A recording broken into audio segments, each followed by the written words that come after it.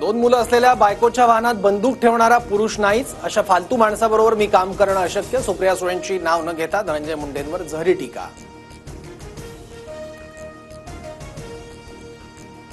बायकोच्या आडून सर्व उद्योग करणाऱ्या आणखी एका मंत्र्याची 6 महिन्यात विकेट पडणार. पक्षाच्या बैठकीत सुप्रिया सुळेंचं सूचक वक्तव्य. सुळेंचा रोख नक्की कोणाकडे, चर्चांना उधाण.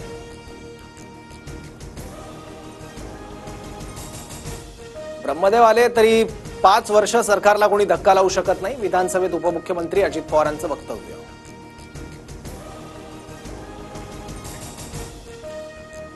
जयकुमार रावल अत्यंत भ्रष्ट मंत्री. रावल यांनी प्रतिभाताई पाटलांचीही जमीन लाटली. सर्व माहिती फडणवीसांना पाठवणार, संजय राऊतांचा इशारा.